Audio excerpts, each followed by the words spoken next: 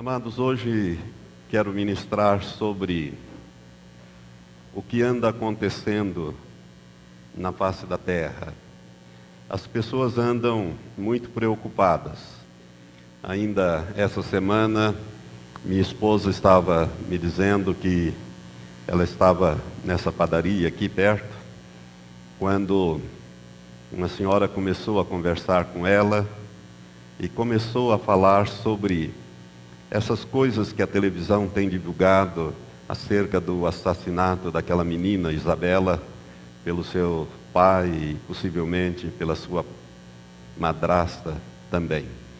Isso tem causado uma comoção muito grande no país e outras violências que têm acontecido.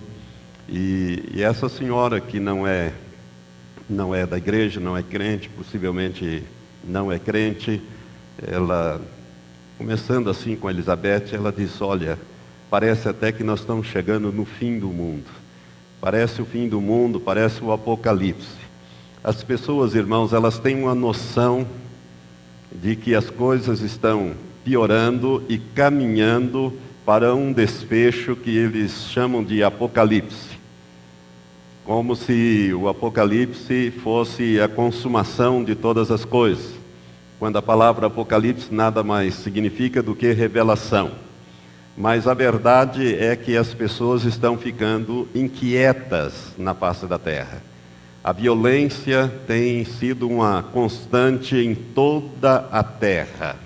E nós gostaríamos de falar sobre 3 sinais claros da volta iminente de nosso Senhor Jesus Cristo. Porque a igreja precisa se preparar, a igreja precisa estar atenta para o que anda acontecendo. Porque o pior cego, como diz aquele ditado popular, é aquele que não quer ver. Não é verdade? E nós temos a revelação da palavra de Deus que nos mostra que essas coisas deveriam acontecer. Nós estamos vivendo num dias complicados e dias caóticos na face da terra.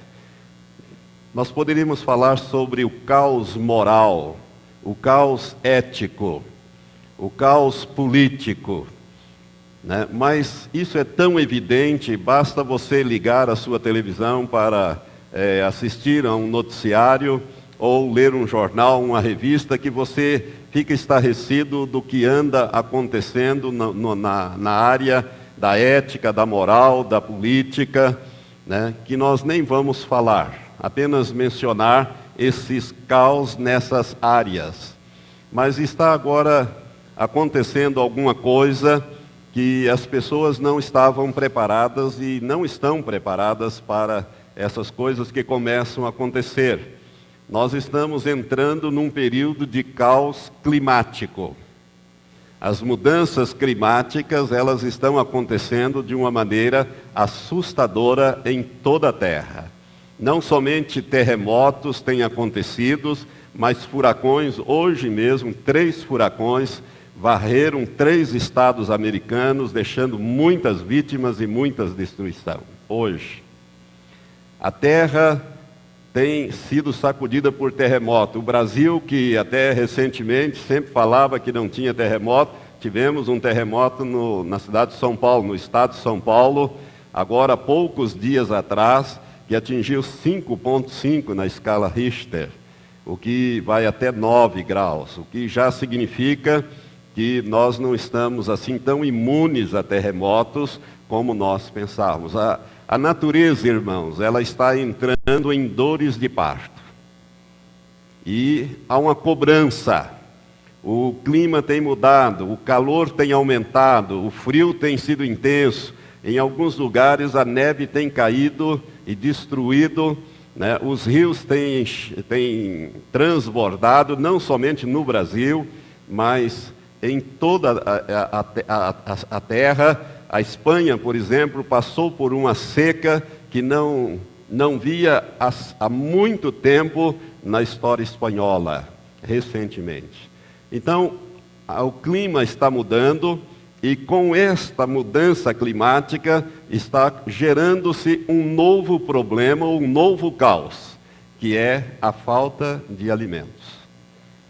Vocês têm acompanhado o noticiário que o mundo está ficando preocupado, a ONU está preocupada, o secretário-geral da ONU está dizendo que é para parar de plantar cana, parar de plantar milho para fazer álcool. Por quê? Porque 1 bilhão de pessoas estão ameaçadas de sofrer severa fome no mundo por causa da falta de alimentos. Os alimentos estão sendo colhidos com dificuldade, não está sendo suficiente para sustentar os mais de 6 bilhões e meio na face da terra. Irmãos, isso é Apocalipse. Isso é o cavalo preto do livro do Apocalipse, do capítulo 6. Nós estamos também vivendo um caos financeiro. Tem muita gente que pensa, só olha para o umbigo, né? Só olha para o Brasil. O Brasil agora está melhor, está isso, está aquilo outro. Pagamos a nossa dívida externa, temos não sei quantos, quase 200 bilhões de dólares de reserva, mas você se esquece que o dólar cada dia deteriora mais. É uma moeda que está fadada a desaparecer. E nós vamos ficar com cerca de quase 200 bilhões de papel que não vai valer nada daqui a uns dias. Toda a nossa reserva cambial vai estar centrada numa moeda que está deteriorando a olhos vistos. O dólar, irmão, está valendo hoje, ou melhor, o euro está valendo hoje cerca de 1,4 dólares. Quando ele foi lançado, ele valia 0,80 centavos de dólar. Então, a riqueza está sendo carreada para a Europa, porque é na Europa que deve aparecer o anticristo. O centro do poder econômico, financeiro e futuramente político vai centrar-se na Europa.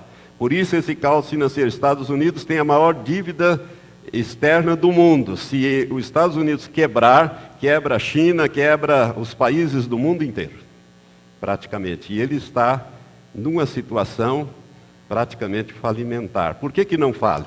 Porque ele tem a máquina de fazer dólares. E o dólar é a moeda aonde todos se centram. Agora imagine a hora que esta moeda desabar. Os árabes, países produtores de petróleo, estão ganhando rios de dinheiro. Petróleo atingiu mais de 125 dólares um barril, quando há um ano atrás custava nem a metade disso. Então o mundo está caminhando para um caos financeiro, econômico-financeiro. E o que falar então do caos espiritual? Esse então tem sido uma tragédia. Nós estamos vivendo um tempo de divisão, um tempo de separação. Eu estava lendo o Apocalipse esses dias, ontem, anteontem, pensando nesta mensagem, e ali bem no final, na última página da Bíblia, o anjo que traz aquela revelação diz ao apóstolo e diz a nós: quem é sujo, suje-se mais ainda, e quem é santo, santifique-se mais ainda. Nós estamos vivendo esse período de separação, em que aquelas pessoas que são, na verdade, sujas, vão se sujar mais ainda, e vão aparecer os escândalos, principalmente no meio evangélico. Por isso, não se assombre dessas coisas, porque haverá uma separação. Haverá uma separação e ela já começa a ganhar corpo em toda a face da terra. Irmãos, eu me preocupo muito com este assunto, porque eu sei e sinto no meu espírito, não é uma revelação de Deus, eu tenho que deixar isso muito claro. Eu não tenho uma revelação específica de Deus, mas eu sinto no meu íntimo do ser, lá no meu espírito, que nós estamos nos aproximando rapidamente do momento em que Jesus voltará para levar a sua igreja. E se você, meu amado, e eu não estivermos preparados, nós ficaremos aqui. E então teremos que passar pela grande tribulação, porque ninguém mais subirá depois do arrebatamento da igreja. Por isso é muito importante que você olhe para esses sinais, ligue-se, e se prepare a sua vida através da santificação. A santificação é a chave. É a limpeza diária que o Espírito Santo precisa fazer na nossa vida, moldando-nos na imagem do seu Filho Jesus Cristo, que era manso e humilde de coração. Sabe, irmãos, nós precisamos da santidade, da santificação, porque a Bíblia deixa muito claro que sem ela ninguém verá o Senhor. Por isso, eu gostaria de abordar, ainda que rapidamente, 3 sinais que eu considero muito evidentes e muito presentes no mundo hoje e que nos fala acerca da proximidade do arrebatamento dos santos. O primeiro desses sinais nós vamos encontrar em Mateus 24. Abra sua Bíblia comigo, Mateus capítulo 24, a partir do versículo 32 até o versículo 36. Mateus capítulo 24, versículo 32 a 36. Jesus falando sobre o que deveria acontecer no tempo do fim, no último sermão que ele pregou para os discípulos, e foi em particular o sermão profético, ele diz assim: aprendei, pois, da figueira a sua parábola, ou o seu ensino. Quando já o seu ramo se torna tenro e brota folhas, sabeis que está próximo o verão. Igualmente, quando virdes todas estas coisas, sabeis que ele está próximo, mesmo às portas. Em verdade vos digo que não passará esta geração sem que todas estas coisas se cumpram. Passará o céu e a terra, mas as minhas palavras jamais passarão. Daquele dia e hora, porém, ninguém sabe, nem os anjos do céu, nem o Filho, senão só o Pai. Jesus está se referindo aqui ao arrebatamento, ao dia do arrebatamento, que ninguém sabe o dia que vai se dar esse grande acontecimento. As pessoas vão desaparecer nos 2 hemisférios, no hemisfério norte e no hemisfério sul, simultaneamente. Alguns estarão numa cama dormindo, um será levado, diz a Bíblia, Jesus fala que um será levado no arrebatamento, um será arrebatado e o outro será deixado. 2 estarão no campo trabalhando, um será tomado e o outro será deixado. E assim ele vai descrevendo que essas coisas acontecerão simultaneamente nos 2 hemisférios e em fuso horário igual. Ou seja, no mesmo instante acontecerá o arrebatamento em toda a terra. Mas o grande sinal que ele dá aqui é que nós devemos olhar para a figueira. A figueira, irmãos, é o símbolo de Israel. Esta semana Israel está comemorando 60 anos de organização, de fundação do moderno Estado de Israel. Fundado no dia 14 de maio de 1948. Eles comemoram no dia 8 por causa de diferenças de calendário, diferenças de adoção de calendário. Mas para nós seria o 14 de maio, essa semana. Não só em Israel está sendo comemorado 60 anos de fundação do moderno Estado, mas também no mundo inteiro os judeus estão comemorando.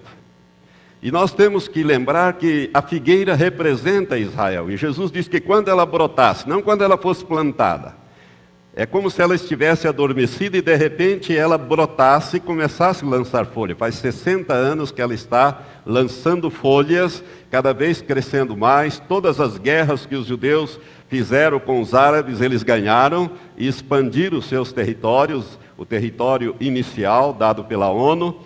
Mas Israel é a figueira. E nós precisamos olhar rapidamente ainda para a história desse povo. Os americanos, os escritores americanos, os teólogos americanos que falam e escrevem sobre escatologia, eles erram muito, porque eles colocam os acontecimentos finais muito centrados nos Estados Unidos. E não é nos Estados Unidos, é em Israel. Israel é o relógio de Deus, ele marca o tempo profético de Deus. Então nós sempre temos que olhar para esse pequenino país e esse povo tão sofrido na face da terra, para nós compreendermos a palavra profética. Israel, ele foi destruído no ano 70. Tito, general romano, destruiu Jerusalém, destruiu a cidade, derrubou, arrasou aquela cidade, mandou que se jogasse sal sobre Jerusalém, proibiu os judeus que restaram, só restaram cerca de 100 mil, morreram mais ou menos 1.100.000 judeus no cerco sobre Jerusalém. A história conta isto, e daqueles 100 mil foram espalhados pelo mundo. E Israel viveu, o povo judeu viveu sem território, sem governo, sem bandeira, durante 1878 anos. Isso é um milagre. É um milagre que não tem um paralelo para ser comparado. Não existe outro povo semelhante a este.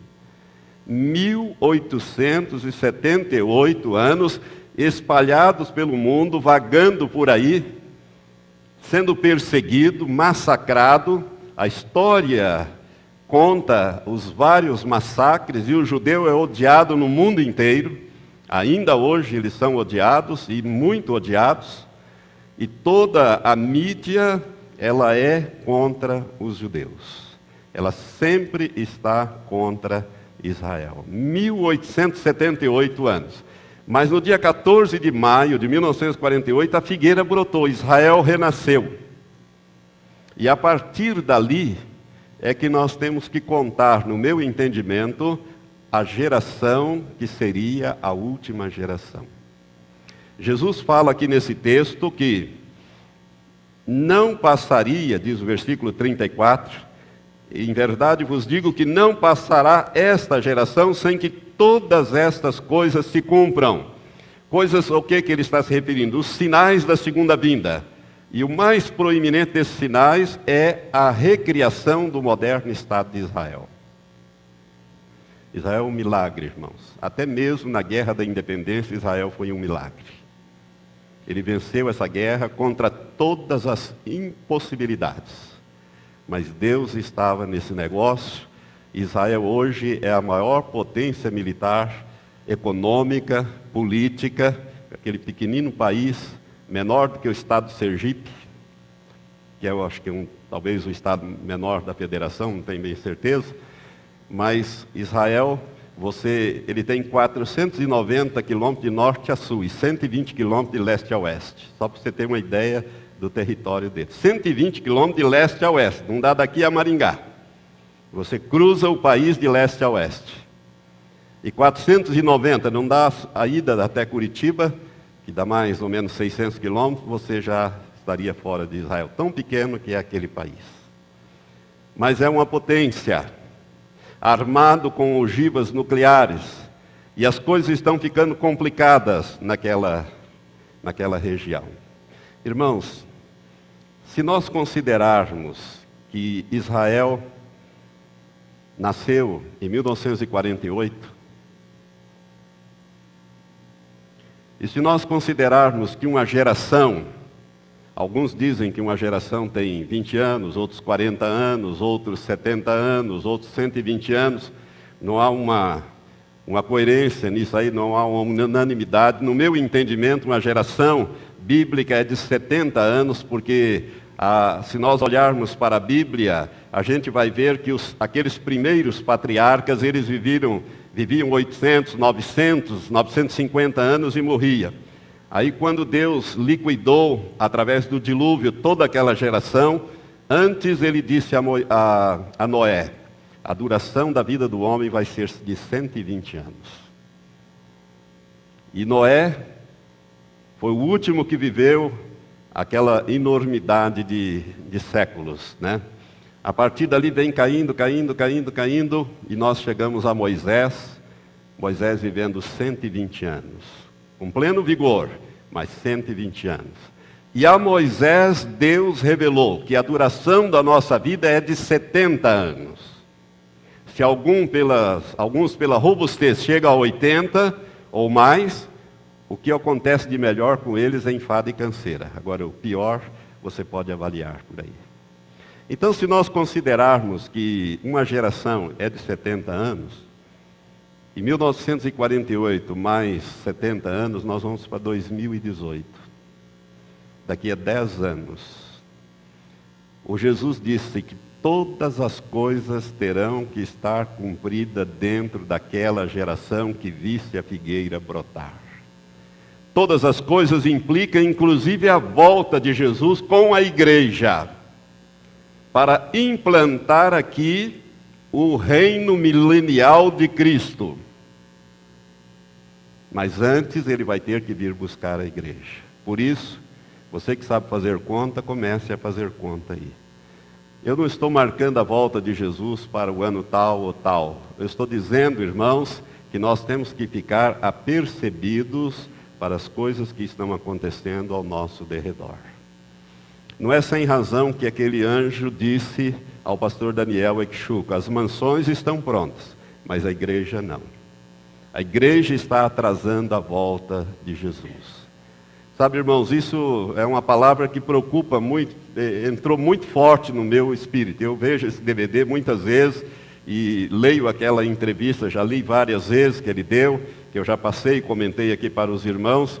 Portanto, para mim, a iminência da volta de Jesus está muito ligada à história de Israel, porque Israel é o relógio de Deus. E se nós olharmos para Israel hoje, você vai ver que Israel está ficando cada vez mais comprimido. O Irã armando-se com armas nucleares. A Síria também. Eu não sei se você sabe disso. Mas recentemente Israel bombardeou reatores na Síria. Reatores nucleares na Síria. A tecnologia da Coreia do Norte estava sendo repassada para a Síria fazer bombas nucleares. Então há um constante atrito naquela região. O Líbano hoje está em verdadeiro pé de guerra civil. O Hezbollah contra o governo libanês. Hoje, no dia de hoje. No dia de ontem, no dia de hoje. Morrendo gente lá no Líbano para a tomada do poder. Portanto, irmãos, preste atenção.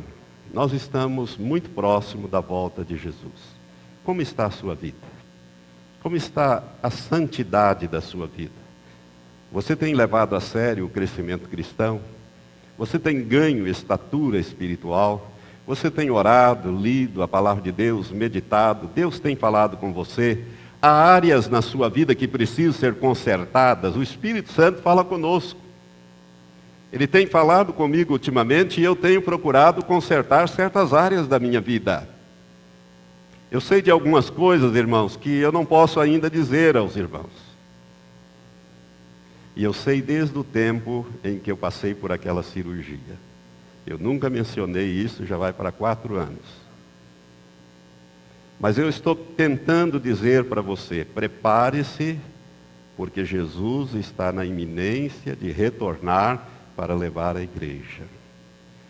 Se o reino de Deus deverá estar implantado em torno de 10 anos, o arrebatamento se dará muito antes disso. Portanto, põe em ordem a sua vida espiritual. Há um outro, eu poderia falar mais nisso, mas há um outro sinal que eu quero também mencionar, que é muito evidente hoje, e que constrange os evangélicos, crentes, as pessoas de bem. É o aumento do homossexualismo e do lesbianismo no mundo todo. Parada gay para todos os lados. Até em Israel se realiza parada gay. Você pode imaginar isso? Agora, essa semana passada, era para ser realizado, nesse final de semana, paradas e movimentos em várias capitais do mundo para a legalização da maconha.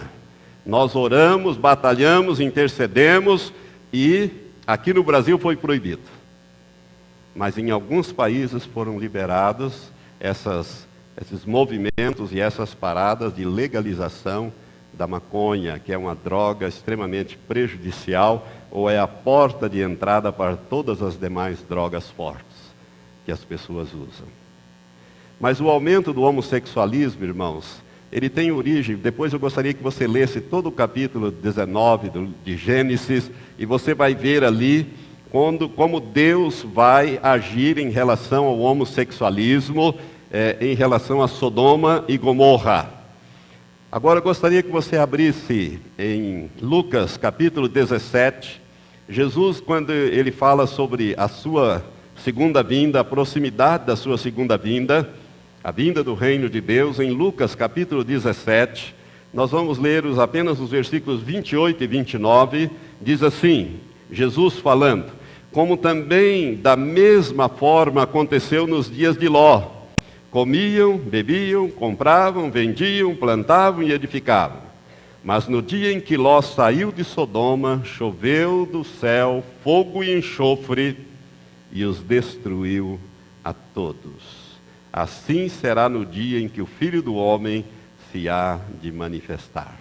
Jesus deixa claro aqui que quando ele estivesse para voltar, se manifestar segunda vez, seria exatamente como foi nos dias de Ló. E se você ler lá em Gênesis 19, você vai ver como foram os dias de Ló.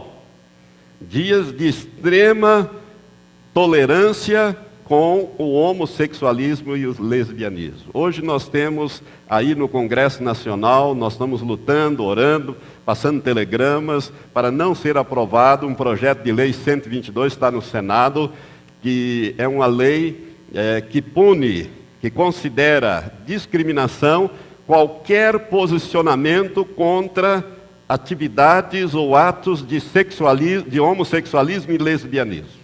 Ou seja, falar contra homossexualismo e lesbianismo, como eu estou falando aqui, dá prisão. Dará prisão se for aprovado esse projeto. Irmãos, essa semana passada, não sei se você ficou sabendo, a televisão não mostra isso. Ela só mostra o que interessa. Mas caiu na Comissão de Constituição e Justiça o projeto de lei que instituía o aborto pleno no Brasil. Foi arquivado essa semana. Nós oramos muito, batalhamos muito, os pastores sabem disso, todos os dias, e a igreja tem se levantado em vários lugares contra esse tipo de legislação. E essa semana caiu, mas a imprensa não divulga essas coisas. Eu recebi um e-mail nesse sentido. Nós estamos vendo, irmãos, estas leis contra a homofobia, a legalização, luta-se pela legalização do casamento de homossexuais e lésbicas com todos os direitos de um casamento, direito de herança, direito de pensão, direito de adoção. E aqui no Brasil, aqui no Rio Grande do Sul, o Tribunal de Justiça confirmou uma sentença de primeiro grau, dando adoção a um casal de homossexuais. Agora imagine você uma criança criada por um casal de homossexuais ou de lésbicas. O que é que essa criança será no futuro? Qual será a sua inclinação? Com toda certeza, ela será uma lésbica ou um homossexual. Por causa da influência daqueles que vão criá-lo. E isso aconteceu aqui no Rio Grande do Sul. Casamento de homossexuais, de lésbicas, vários países já aprovaram essas coisas com direitos plenos. Irmãos, Jesus disse que seria como nos dias de Ló, quando ele estivesse na iminência de retornar. Há 40, 50 anos atrás, não se ouvia falar dessas coisas. Desses últimos 40 anos, 50 anos, essas coisas explodiram. Explodiram. E esse é um sinal muito claro da iminente volta de nosso Senhor para levar a igreja e depois com a igreja para implantar, depois da batalha do Armagedon, ele implantará o reino milenial de Cristo aqui na terra.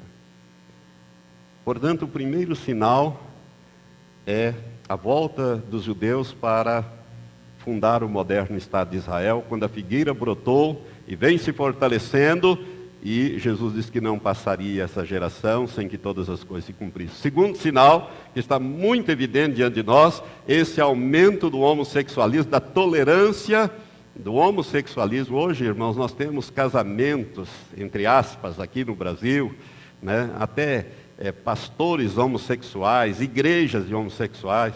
E se essa lei de homofobia for aprovada, e nós tivermos entrar aqui na igreja, tornar-se membro um homossexual, o dia que ele quiser fazer um casamento homossexual, os pastores seriam obrigados a fazer, sob pena de prisão.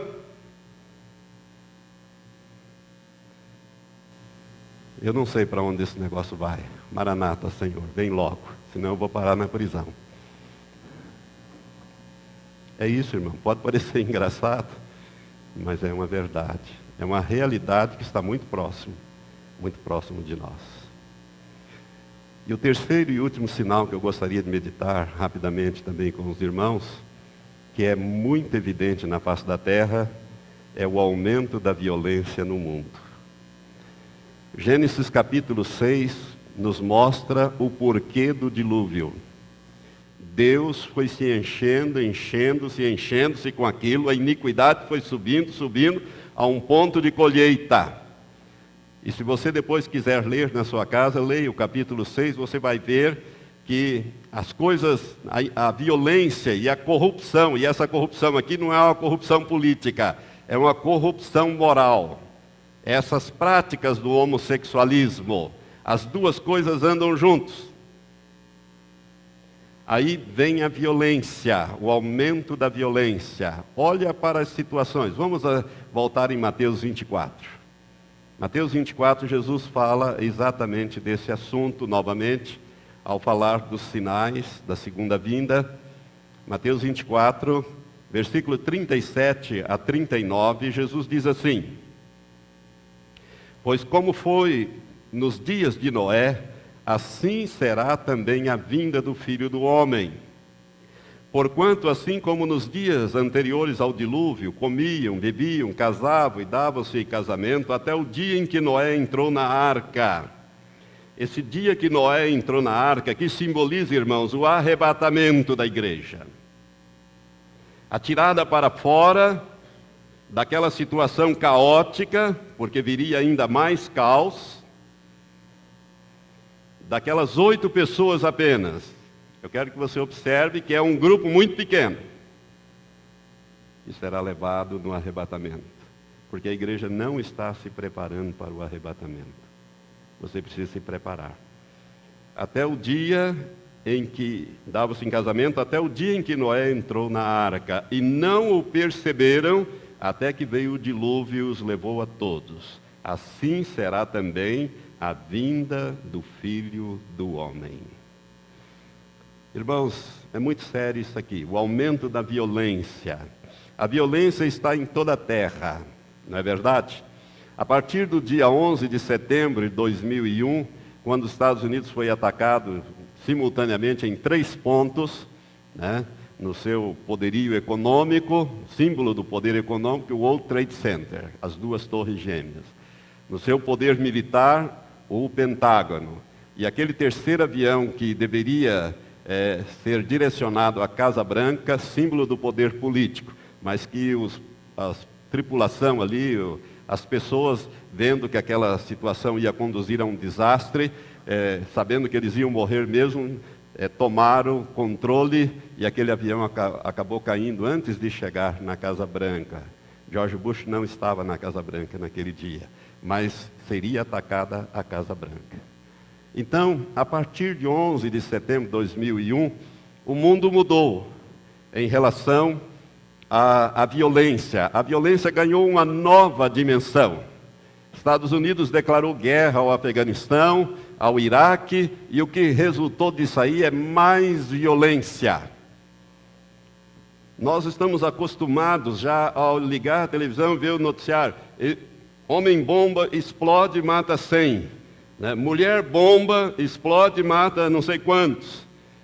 Vão lá num funeral, pum, explode e mata não sei quantos. Vão num casamento e se autodestrói e mata tantos e mais tantos. As notícias já não causam mais impacto da violência que está imperando, principalmente nesses 2 países. Irmãos, nós tivemos, depois de 11 de setembro, o atentado em Madrid, que mataram 202 pessoas, e entre elas um brasileiro. Feriram mais de 1.500 pessoas, aqueles trens pela manhã. Nós tivemos atentados na Grã-Bretanha, que é um país muito aberto aos muçulmanos e, ao mesmo tempo, um país assim com grande nível de segurança. E nós tivemos lá ônibus explodindo e até brasileiro acabou morrendo, confundido com terroristas como aquele Jean Charles de Menezes, não é?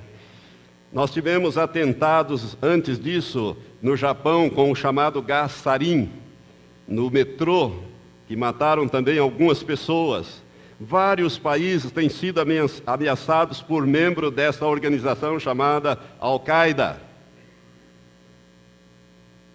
Os países estão ficando temerosos. Ainda hoje recebi um e-mail de uma notícia de uma irmã dizendo que, uma coisa tremenda, que a Grã-Bretanha retirou dos seus livros escolares toda a menção ao Holocausto judeu, porque isso ofende a comunidade islâmica. Os países estão se curvando diante das ameaças islâmicas.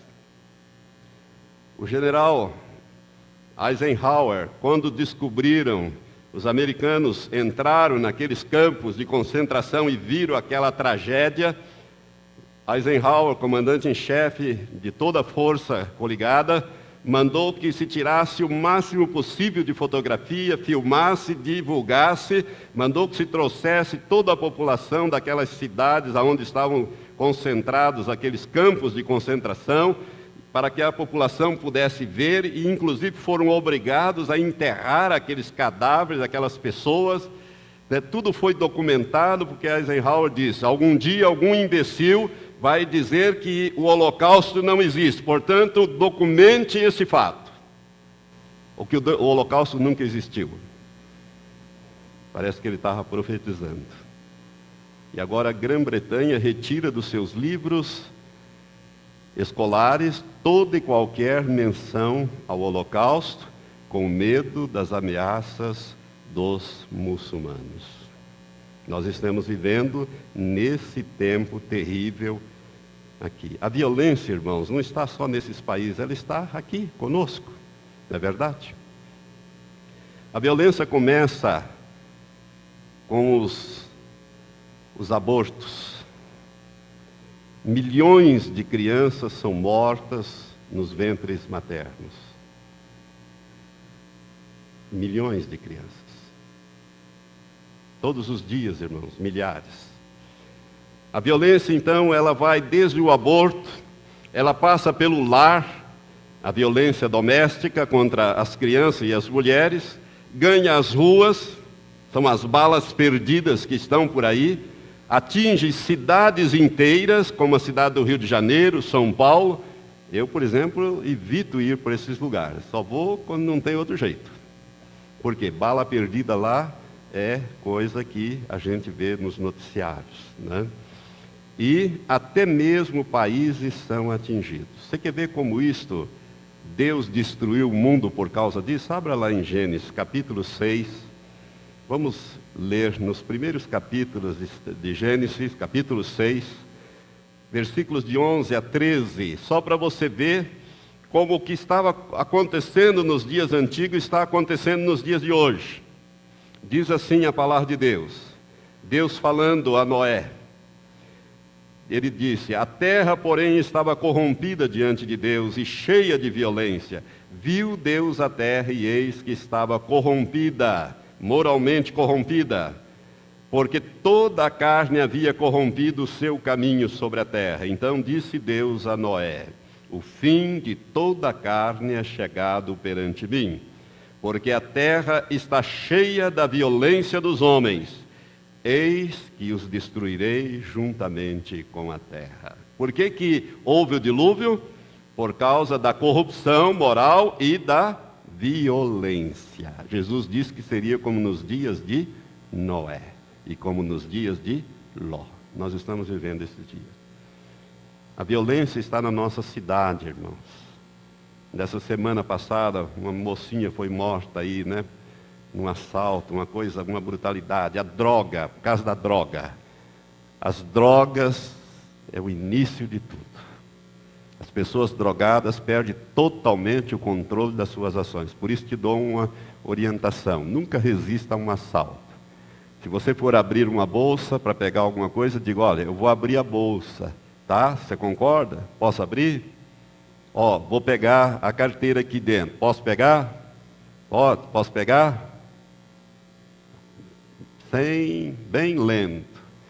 Seja cuidadoso, irmãos, porque nós estamos vivendo num tempo difícil, um tempo complicado.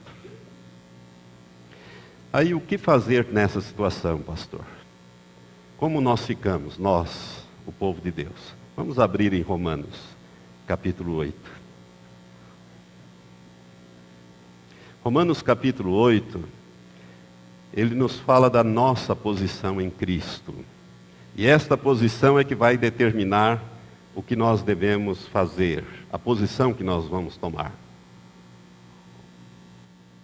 Romanos capítulo 8, vamos ler os versículos 15 a 17. Diz assim: porque não recebeste o espírito de escravidão para outra vez estardes com temor, mas recebestes o espírito de adoção, pelo qual clamamos, Abba, que significa Pai.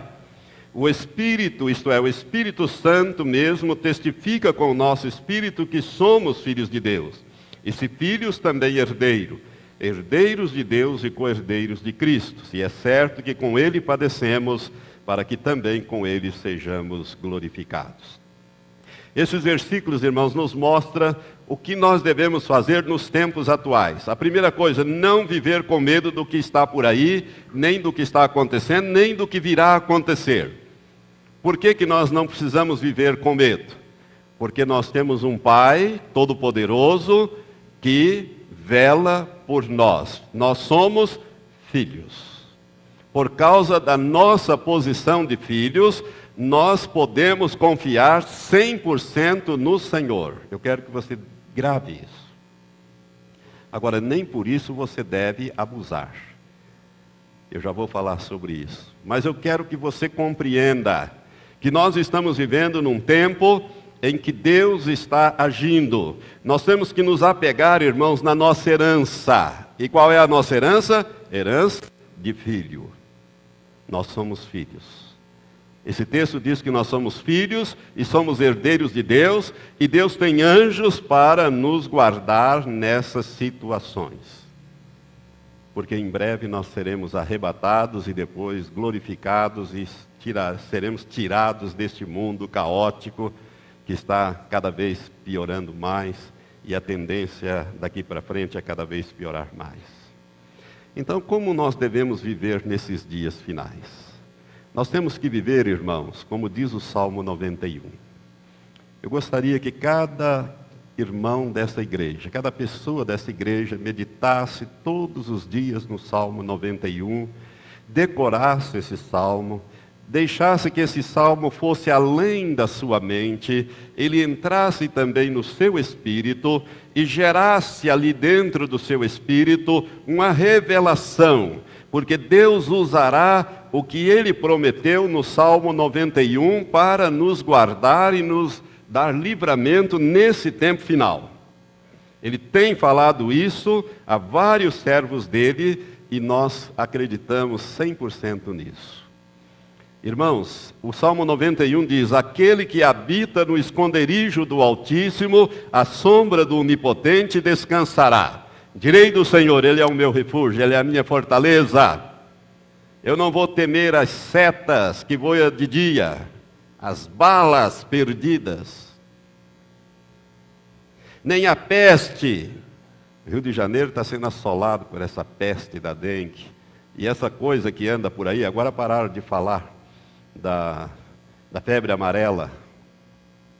Nós oramos todo dia para que Deus guarde essa região, essa cidade contra esta praga que está aí nas nossas divisas. E você precisa saber disso. Mas a Bíblia diz que aquele que habita no esconderijo do Altíssimo, quem é o esconderijo do Altíssimo? Onde é esse esconderijo? Abra em Colossenses capítulo 3. Colossenses capítulo 3 nos dá essa revelação, e eu quero que isso fique bem íntimo no seu ser. Colossenses capítulo 3 diz exatamente quem é, ou aonde é o esconderijo do Altíssimo. Eu diria quem é. Diz assim, versículo 1, eu quero o versículo 3, mas vou ler desde o 1. Se, pois, fosses ressuscitados juntamente com Cristo, buscai as coisas que são de cima, onde Cristo está assentado à destra de Deus. Pensai nas coisas que são de cima e não nas que são da terra, porque morreste e a vossa vida está escondida com Cristo em Deus. Aleluia. Quem é o esconderijo do Altíssimo? Cristo.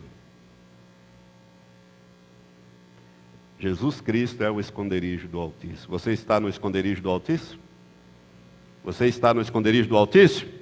Então você está na sombra do onipotente Deus. Aleluia. O Salmo 91 é um salmo profético, irmãos. Deus disse ali: eu vou dar ordem aos meus anjos.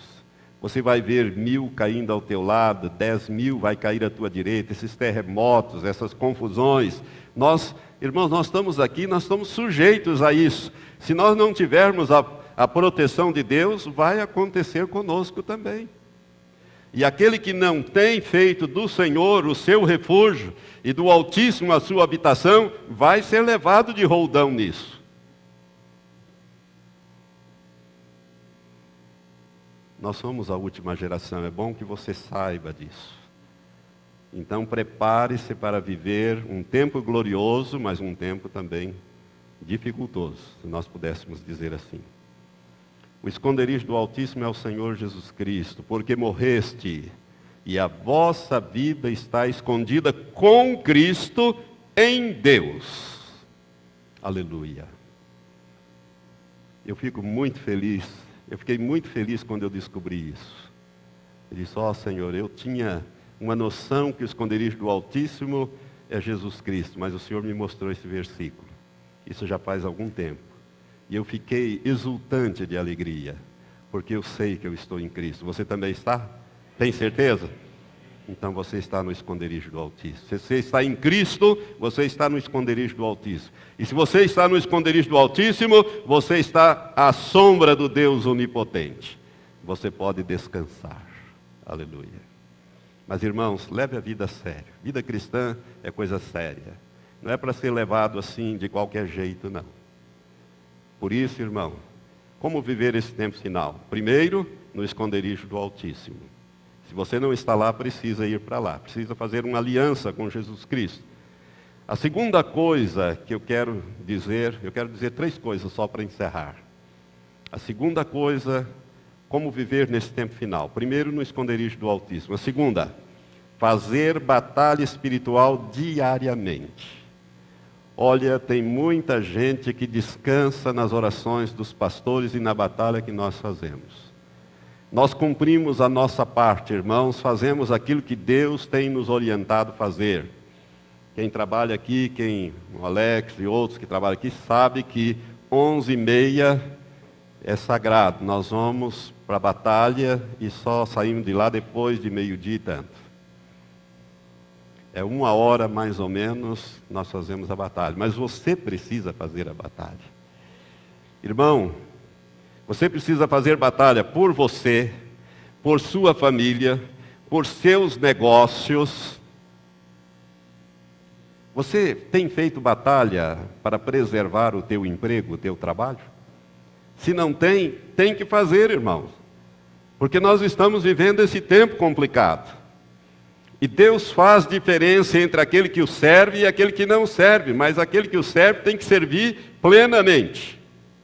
Inclusive nesta área também.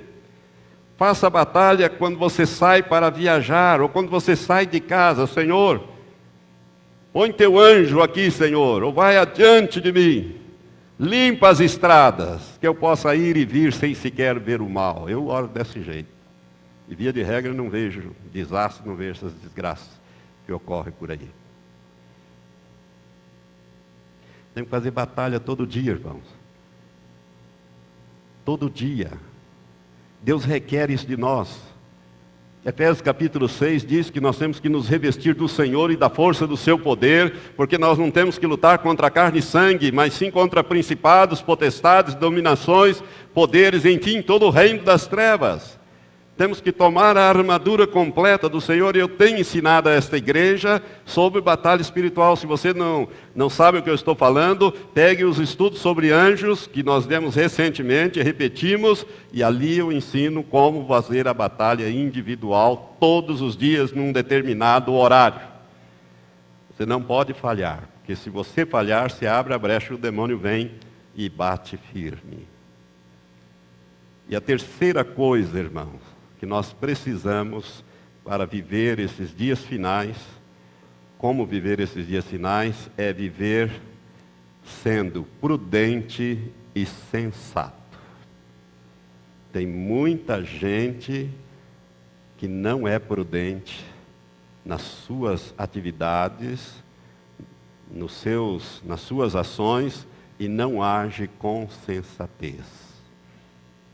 Quando você sai para uma estrada e começa a andar a 140, 150, 160, o que você está fazendo? Você está sendo imprudente, insensato, você está tentando a Deus. E a Bíblia nos proíbe de tentar a Deus. Ou seja, forçar a mão de Deus a agir naquela situação por causa da sua imprudência, da sua negligência, da sua imperícia, da sua insensatez. Cuidado nos negócios. Quanta gente sofrendo, por quê? Porque foi avalista disto, foi fiador daquilo, né? Quando não podia ser, é melhor você dizer, não posso, não tenho condições. Porque se eu assinar e você não pagar, eu vou ter que pagar, e eu não posso pagar, eu não tenho condições. Para depois você não passar as dificuldades, os apertos, as dificuldades, né, que você passa. Não se envolva com agiotas, nem para tomar dinheiro emprestado e nem para dar dinheiro na mão de agiota para ele agiotar com aquilo. Cuidado, irmãos. Haja com prudência, com sensatez, com equilíbrio, porque nós estamos vivendo um dia de dificuldade, um tempo de dificuldade, e as coisas tendem a agravar-se mais ainda. Então eu gostaria de deixar esta palavra para a igreja. É uma palavra de exortação, mas é uma palavra também de edificação, para que nós possamos nos preparar. Saiba que Jesus volta muito breve. Eu creio que nós participaremos deste evento. E se você ficar para trás, pegue as fitas ou as gravações que eu já fiz aí, eu quero ver se eu refaço, e siga aqueles conselhos, tá? Né? Faça mais ou menos aquilo para que você possa sofrer o mínimo possível se você ficar para a grande tribulação. Mas você não precisa ficar. Basta que você se prepare. Basta que você leve a sério o que Deus tem falado. Sabe, irmãos, há muitos anos atrás, o Senhor me disse, no meu espírito, eu não ouvi, mas foi no meu espírito, uma palavra que muito me chocou na época, e até hoje eu sempre que leio essa palavra, fico num misto de tristeza. Eu estava lendo o livro do profeta Ezequiel, quando o Senhor disse, você é um atalaia. Eu te coloquei como atalaia sobre este povo. E no capítulo 33, no final do capítulo, o Senhor, ao falar comigo sobre esse assunto de atalaia, ele diz assim,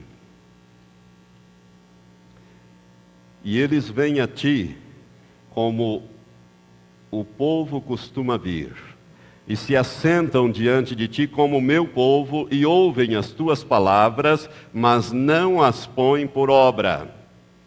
Pois com a sua boca professam muito amor, mas o seu coração vai após o lucro.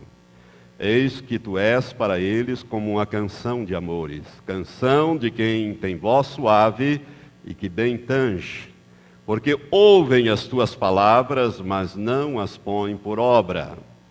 Quando suceder isto, e há de suceder, saberão que houve no meio deles um profeta. O Senhor me disse essa palavra. E eu gostaria, irmão, que você não se sentasse diante de mim apenas para me ouvir e não pusesse em ação aquilo que você tem aprendido aqui. Põe em obra. Põe em obra, irmão. Pratique. Põe em obra a palavra de Deus. Pratique a palavra de Deus. Nós temos ensinado a palavra de Deus. Pastores e eu temos ensinado a palavra de Deus. Põe em obra na sua vida. Edifique a sua vida sobre a rocha da palavra de Deus. Porque quando soprarem os ventos e vierem as tormentas, vai dar com ímpeto, não vai acontecer nada com aquela casa, porque ela está edificada sobre a rocha da palavra de Deus. Mas se ela estiver sobre a areia, vai cair. E Jesus disse, quando ele encerra o sermão do monte, ele encerra dizendo, e grande foi a sua ruína. Não quero que isso aconteça na sua vida. Amém? Vamos nos preparar para a volta de nosso Senhor. Não perca isso nunca de vista. Participe de tudo, mas nunca perca de vista esse alvo. Nós estamos caminhando celeremente para a volta de nosso Senhor. E Jesus disse, quando nós víssemos essas coisas, não era para nós ficarmos preocupados. Era para fazermos o que mesmo? Levantar os nossos olhos, regozijar, porque a nossa redenção se aproxima. A nossa pátria está lá no céu. É para lá que nós vamos. É lá que o Senhor foi preparar as mansões. Elas já estão prontas. A tua mansão está pronta lá, meu amado. Portanto, apronte-se para subir e estar para sempre com o Senhor. Amém? Fique em pé. Fique em pé. Pai, eu quero te agradecer por esta palavra, Senhor. O Senhor colocou essa palavra há vários dias no meu espírito para transmitir, e foi esta oportunidade que nós tivemos, ó Pai. Eu quero te pedir, Senhor, que o Senhor use esta exortação para edificar a vida do teu povo. Também os que vão ouvir por essas gravações, ó Deus, tenha misericórdia da tua igreja, do teu povo.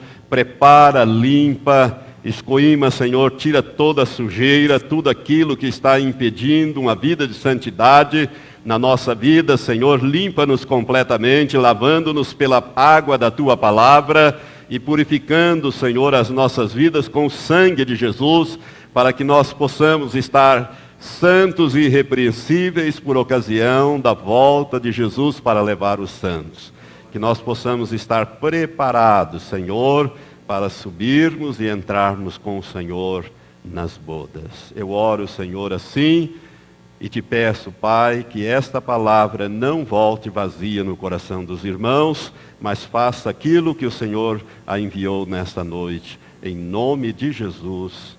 Amém, Senhor. Amém. O mercado está vazio, o trabalho já parou, o ceifeiro